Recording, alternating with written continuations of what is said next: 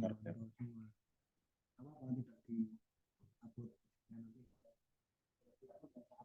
Oke, kita lanjut.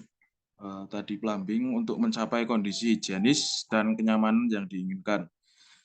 Kemudian sistem plumbing adalah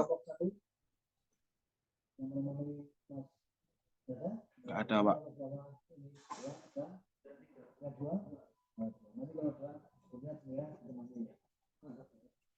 Kemudian sistem plumbing sendiri adalah sistem penyediaan air bersih dan sistem pembuangan air kotor yang saling berkaitan serta merupakan paduan yang memenuhi syarat yang berupa peraturan dan perundang-undangan, pedoman pelaksanaan, standar tentang peralatan dan instalasinya.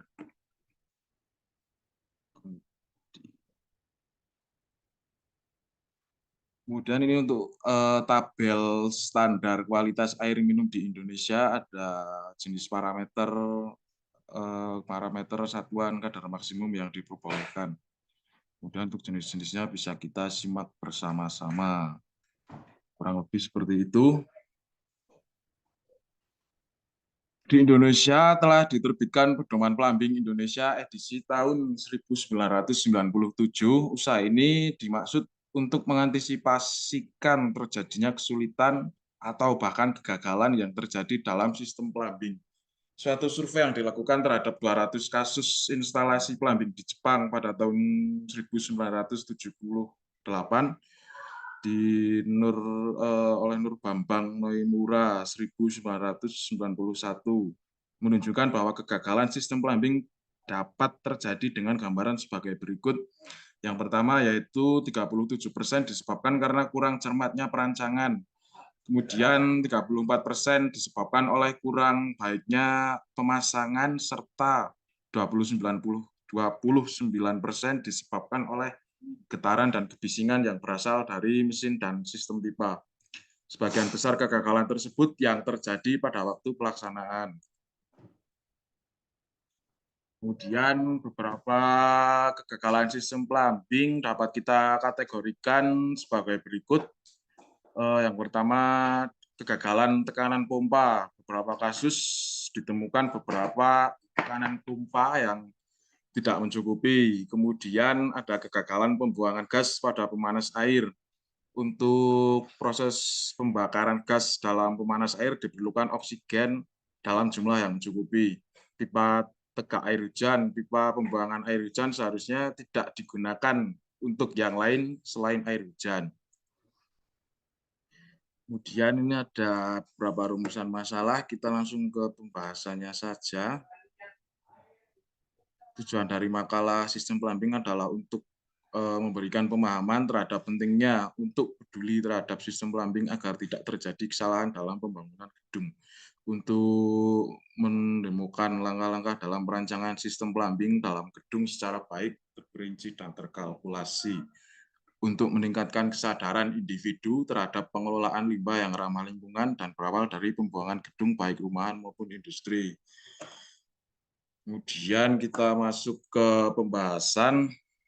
Yang pertama, plumbing adalah sebagai fungsi dan peralatan, yaitu yang pertama, fungsi dan peralatan plumbing sebagai untuk penyediaan air bersih, kemudian untuk pengelolaan air limbah sehingga limbahnya ramah lingkungan, kemudian sebagai alat seperti peralatan air bersih untuk instalasi air panas, untuk instalasi pembuangan, dan fan, dan untuk saniter.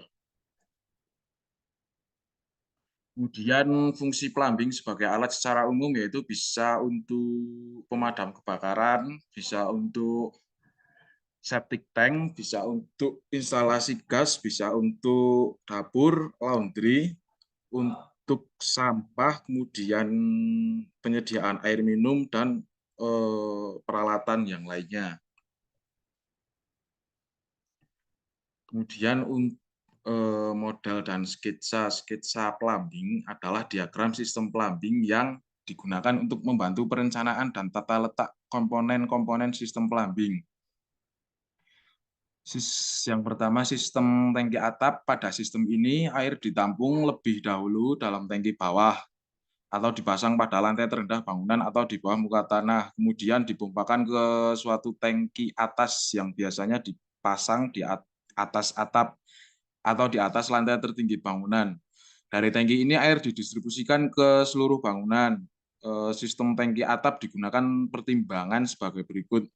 Yang pertama, fluktuasi tekanan pada alat plumbing tidak besar atau dianggap perubahan tekanan diakibatkan perubahan muka air pada rangka atap. Kemudian pompa pengisian rangka atap dapat bekerja secara otomatis. Kemudian perawatan rangka atap sangat sederhana dan mudah dilaksanakan. Nah, ini contoh gambar atau sketsa sistem tangki atap yang mana ini yang di atas atap ada tangki, ada katup, kemudian kita salurkan ke bawah, ke lantai bawahnya lagi, selanjutnya sampai lantai yang terbawah. Kemudian sistem tangki tekan atau hidrosfor. Prinsip hidrosfor adalah prinsip sistem ini sebagai berikut. Air yang telah ditampung dalam tangki bawah dipompakan ke dalam suatu bejana atau tangki tertutup sehingga udara di dalamnya terkompresi. Air dari tangki tersebut dialirkan ke dalam sistem distribusi bangunan. Pompa bekerja secara otomatis yang diatur oleh suatu detektor tekanan. Daerah fluktuasi tekanan tergantung pada tinggi bangunan, misalnya 1 sampai 1,5 kg per cm persegi atau 10 sampai 115, maka untuk bangunan 2 sampai 3 lantai. Di samping pompa diperlukan juga kompresor yang keduanya dapat dioperasikan secara otomatis.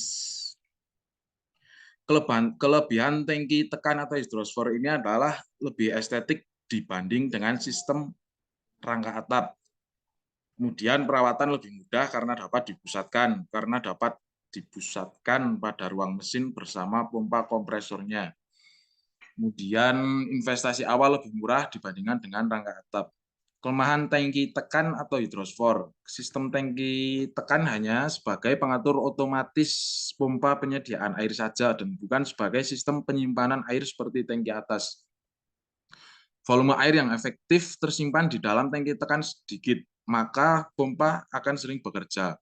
Kemudian dengan berkurangnya udara pada sistem tangki tekan, maka setiap beberapa hari sekali harus ditambahkan udara dengan kompresor. Kemudian ini ada gambar atau sketsa sistem tangki tekan hidrosfor, yang mana tangki airnya kalau tadi di atas bangunan, kalau ini di bagian paling bawah bangunan, kemudian kita salurkan ke lantai atas sampai ke lantai paling atas. Kurang lebih seperti itu. Kemudian untuk sistem tangki tekan dengan sumur untuk rumah. Untuk rumah yang tidak memiliki sambungan air pump, biasanya memanfaatkan sumur dangkal atau sumur dalam. Saat ini alat-alat pengolahan air dengan proses parsial dapat dibeli di pasaran setelah menganalisis hasil pemeriksaan air sumur.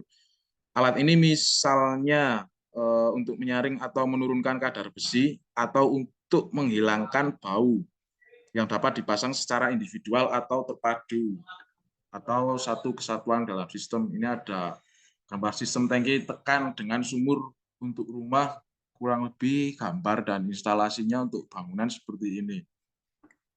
Kita lanjut. Sistem penyediaan air panas kepancuran mandi dengan pemanas air gas. Pemanas air dari gas memerlukan tekanan minimum antara 0,25 sampai 0,7 kg per cm, tergantung dari volume dan desain yang membuatnya. Sedangkan tekanan maksimumnya antara 0,3 sampai 40 kg per cm atau yang diizinkan. Dengan demikian, pada tahapan perencanaan, hal-hal semacam ini tidak boleh terlupakan pada penetapan tekanan kerja yang diizinkan. Untuk contoh gambar sistem penyediaan air panas kepancuran mandi dengan pemanas air gas, contoh sketsa gambarnya sebagai berikut. Bisa kita simak bersama-sama, kemudian kita lanjut. Ada perangkap dan interseptor. Apa tujuan dari sistem pembuangan? Tujuan dari sistem pembuangan adalah mengalirkan air buangan dari gedung keluar ke dalam instalasi pengolahan atau drainase kota tanpa menimbulkan dampak pencemaran pada lingkungannya maupun dalam gedung itu sendiri. Ini untuk ilustrasi contoh sistem pembuangan dan fan. Kurang lebih seperti itu. Kemudian kita lanjut. Ilustrasi 3D sistem pembuangan air kotor. Ilustrasinya kurang lebih seperti itu. Kemudian kita lanjut. Di sini untuk prinsip dasar sistem fan. Untuk fan sendiri, contoh gambarnya seperti ini pada pemasangan fan di atas gedung. Kemudian pipa fan sendiri adalah pipa yang digunakan untuk dalam suatu bangunan untuk mengatur aliran udara atau pipa yang digunakan dalam sistem fan. Sistem fan merupakan bagian penting dalam sistem suatu pembuangan. Tujuan dibuat sistem fan adalah untuk satu, menjaga aliran yang lancar dalam pipa pembuangan. Kemudian mensirkulasikan udara dalam pipa pembuangan. Kemudian juga untuk menjaga sekat perangkap dari efek sifon atau tekanan. Kita lanjut berikut untuk beberapa metode pemeriksaan dan pengujian sistem plumbing. Yang pertama yaitu untuk pemeriksaan, ada pemeriksaan parsial, kemudian pemeriksaan setelah selesai pemasangan, kemudian pemeriksaan ulang setelah sistem berjalan, kemudian ada pengujian pemeriksaan tekanan uji dengan kriteria khusus. Selanjutnya pengujian sistem air panas dan air dingin, yang mana itu adalah pengujian tekanan, pengujian tangki, pengujian dengan aliran, dan pemeriksaan kadar sisa klor atau klorin. Kemudian pemeriksaan tekanan uji, yaitu digunakan metode dengan pengisian air, dengan tekanan air, dengan udara pompa atau air pressure, dan dengan peppermint atau ban L. Kemudian untuk prosedur perancangan, yaitu adalah faktor-faktor pertimbangan awal dalam kita menyiapkan rancangan konsep sistem plumbing dapat dikategorikan sebagai berdasarkan yang pertama jenis dan penggunaan gedungnya. Kemudian seperti apa denah bangunannya dan berapa jumlah yang akan penghuninya atau akan memakainya atau akan memanfaatkannya. Kemudian setelah dilakukan pengujian dan pemeriksaan, kita lakukan penelitian lapangan, yaitu ada beberapa tahap. Yang pertama yaitu survei tapak dan lokasi gedung atau bangunannya. Kemudian kita konsultasi bisa dengan tenaga ahli atau dengan instansi-instansi pemerintah daerah atau pemerintah setempat terkait. Kemudian kita juga melakukan riset, yaitu menjajaki kebijaksanaan instansi pengairan dan instansi-instansi setempat terkait. Kemudian kita juga survei hak penggunaan air dan pembuangan air, yaitu pemakai dalam arti orang ke orang. Kemudian untuk rencana dasar sistem plumbing adalah yang pertama, ada masalah umum, yaitu dalam tahap ini disediakan dasar-dasar perancangan menggunakan rencana konsep serta perolehan data penelitian lapangan. Kemudian ada pemilihan peralatan, yaitu penentuan sistem plumbing, penyiapan sistem plumbing, penyiapan data perancangan, serta alternatif pemilihan peralatan plumbing yang akan digunakan.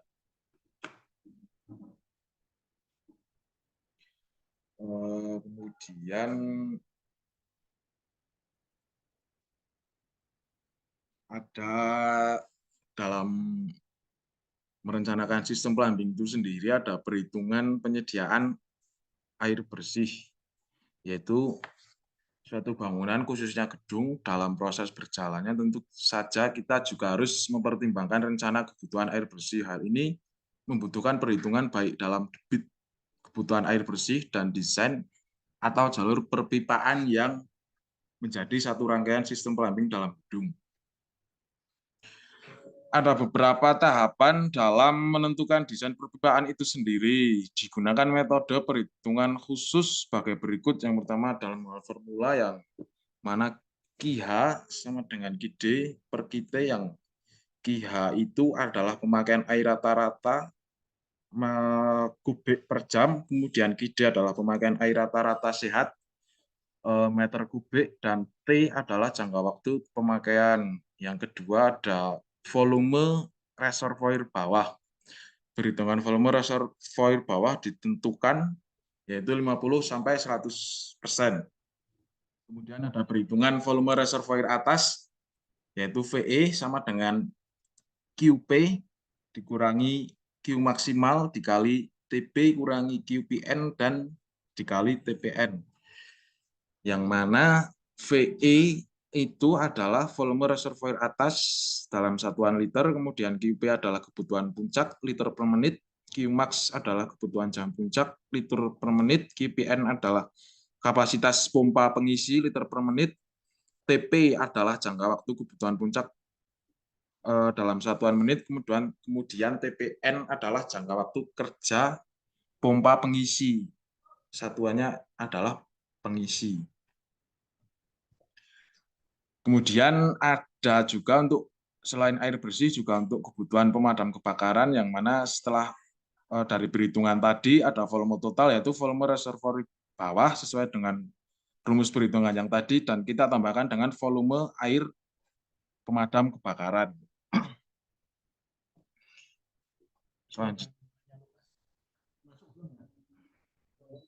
Selanjutnya kita masuk ke bagian penutup bab 3. Yaitu ada kesimpulannya bahwa sistem plumbing dalam gedung adalah hal yang sangat vital dalam suatu pembangunan, khususnya bangunan gedung. Karena untuk memenuhi standar layak fungsi bangunan plumbing merupakan hal yang tidak bisa diindahkan.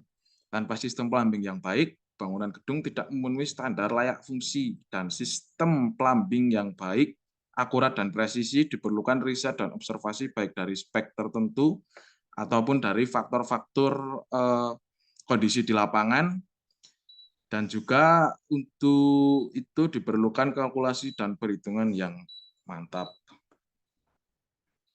Kemudian ini ada saran, salah satu faktor permasalahan utama dalam kasus infrastruktur ramah lingkungan ini adalah kesadaran dari masing-masing individu. Maka keterlibatan penggiat lingkungan maupun instansi-instansi setempat untuk mensosialisasikan permasalahan ini sangat perlu untuk digencarkan agar kesadaran dan pengetahuan masyarakat meningkat dan lebih baik. Kemudian ada daftar pustaka seperti itu, kemudian sudah seperti itu presentasi dari kami kelompok 1. Saya akhiri, mungkin ada yang mau ditanyakan dan didiskusikan, silahkan. Ini 2 orang aja, Pak. Ini, Pak. Oh, mana, Pak?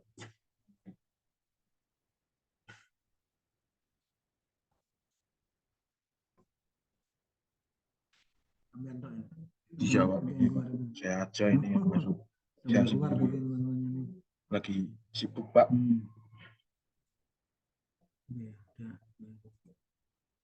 Silahkan kalau ada yang mau ditanyakan dari teman-teman. Sebentar, Pak. Nanti pertanyaannya bisa pakai baca loh, Mbak. Ditulis di Telegram atau pakai audio. Oh, langsung di Telegram aja berarti, Pak. Ya, audio ini kan bisa saya disampaikan beberapa, namanya siapa, nama kan ada di situ. Oh ya. Misalnya ini kan ada mikrofon itu, ditekan terus saja atau ditekan terus bisa ke atas dengan suara. Ini kalau bang juga terus tuh dibaca nanti ya. Ini rekordernya mau dimatiin apa enggak, Pak? Biar aja. Oh, biar aja.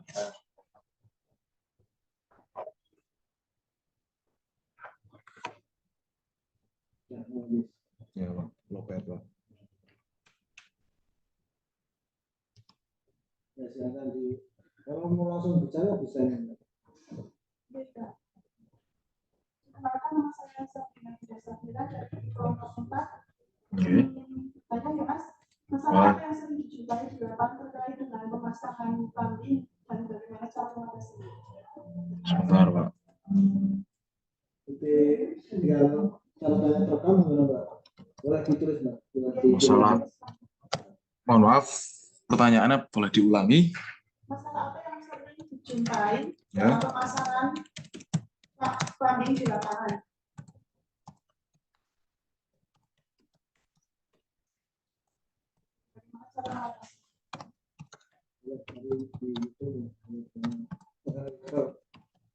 Dari di YouTube, Pak. Di mana Kita punya pengalaman searching Google aja ya, Pak.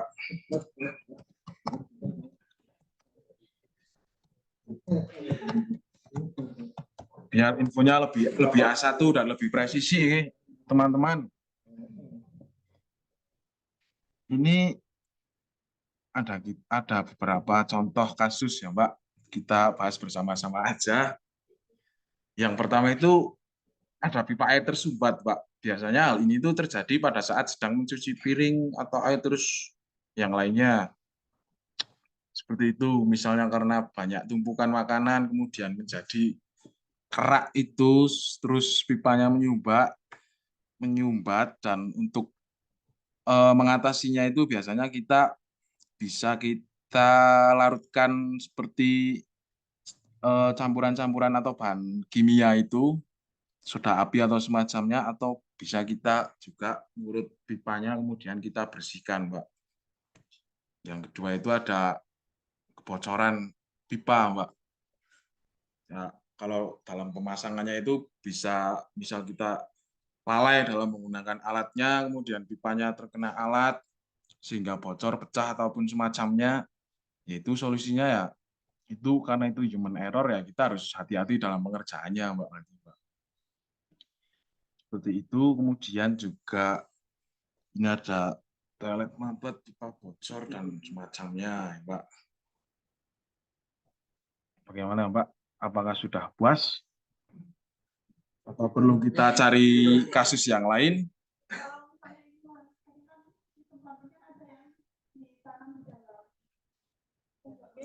Tembok, ya.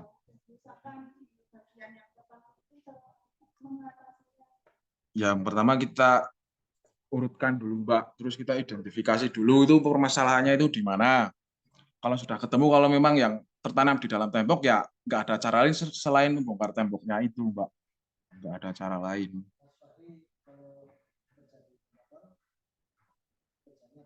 Saya ikut Mas Erik, Pak, di kontraflow.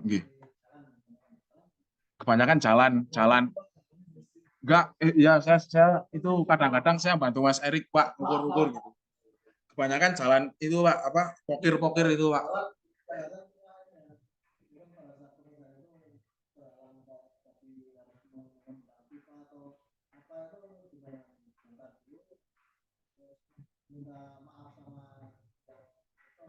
Oh, itu berarti pasca pembangunannya, misalkan sudah terpasang terus terjadi kebocoran gitu, ya, Pak.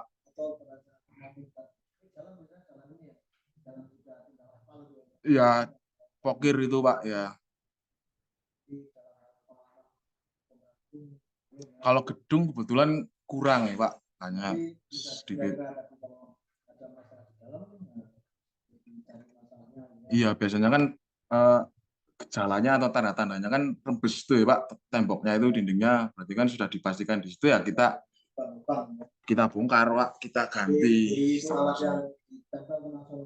Tapi selama material yang kita gunakan sesuai spek dan pengerjaannya juga hati-hati sih, insya Allah nggak terjadi pecah-pecah seperti itu, ya, Pak. Kalau usia itu sudah tidak bisa ditoleransi, Pak. Kalau masalah usia, Pak.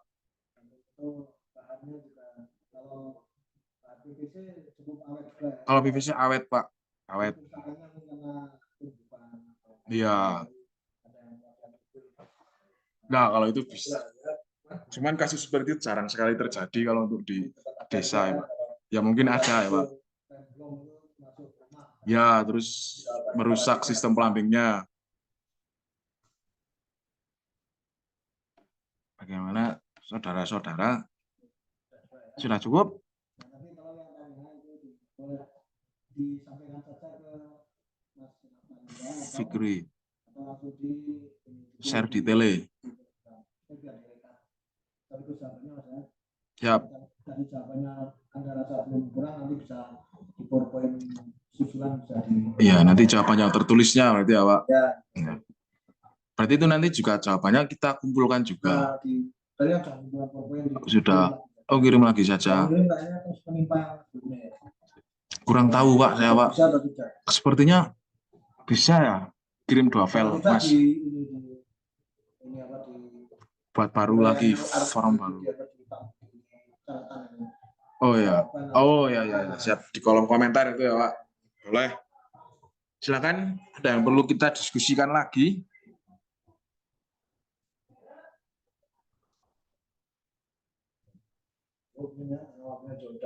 Oke, cukup ya. Baik, seperti itu dari kita kelompok 1. Saya akhiri. Terima kasih. Assalamualaikum warahmatullahi wabarakatuh. Kelompok 1 yang diwakili oleh seorang Mas Jawa, bisa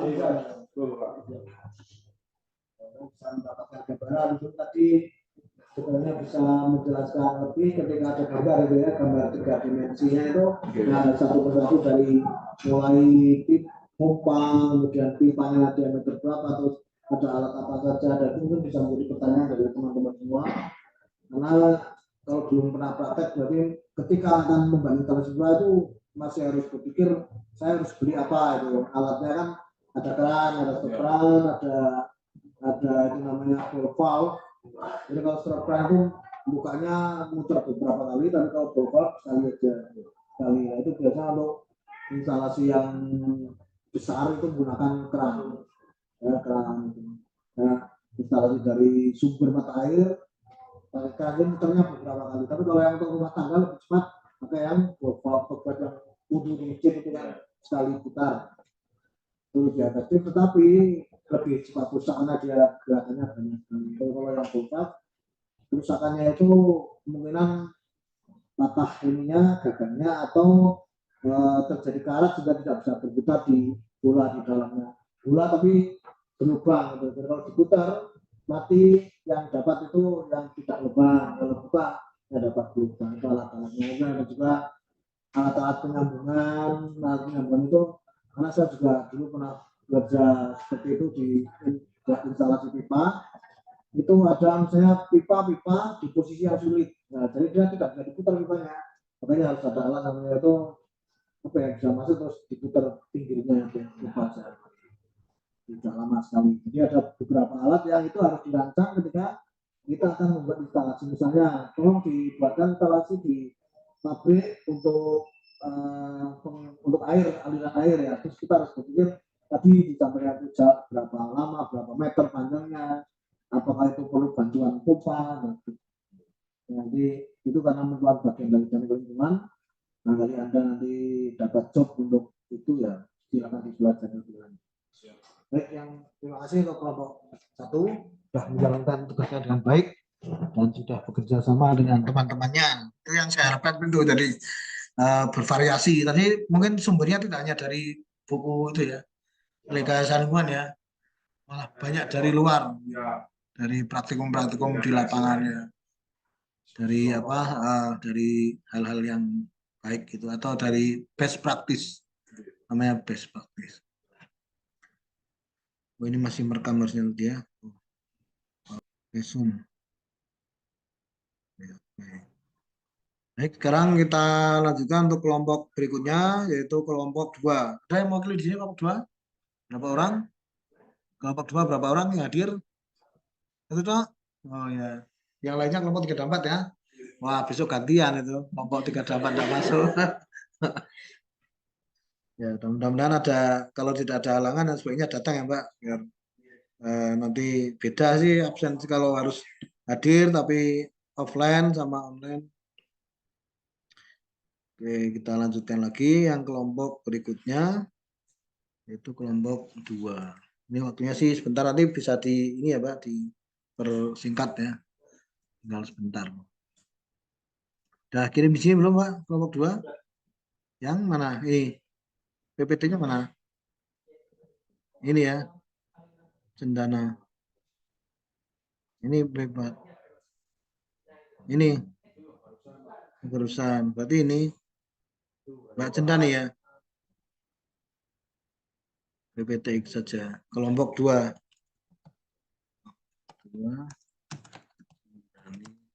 Tapi Mbak Cendaninya enggak masuk ini. Mbak ya, benar ya? Putri Mbak ya.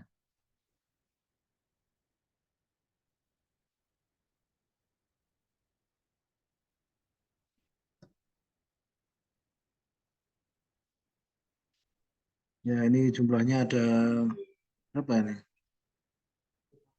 16 ya. Mudah-mudahan waktunya cukup ya. Kalau lebih sedikit ya enggak apa-apa. Ini bagaimana mengerjakannya? Apakah kelompok atau menyerahkan pada caranya ikut membuatkan atau di perusahaan ya?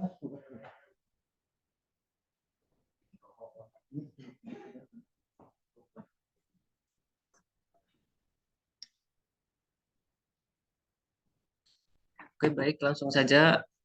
Kami dari kelompok 2, mewakili kelompok 2, ada Setiawan, Zilka Gesit, Muhammad Fatih, Sendani, Aina Falah. Iya, Setiawan. Ini enter aja. Pendahuluan. Limbah padat atau sampah adalah semua buangan padat yang dihasilkan oleh aktivitas hidup manusia dan hewan yang dibuang karena sudah tidak berguna lagi atau tidak dikehendaki. Gambaran mengenai meningkatnya jumlah dan macam limbah padat pada umumnya sesuai dengan pertambahan penduduk dengan segala kegiatan dapat ditunjukkan dalam bentuk grafik. Grafiknya seperti ini. Ini grafik hubungan antara timbulan sampah, jumlah penduduk, dan lahan dengan perkembangan waktu. Ketersediaan untuk TPA. Ya, tempat sampah pembuangan. Timbulan sampah, jumlah penduduk.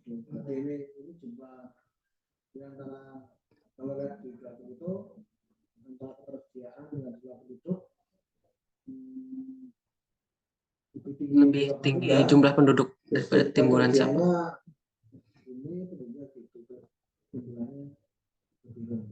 Timbulannya lebih rendah.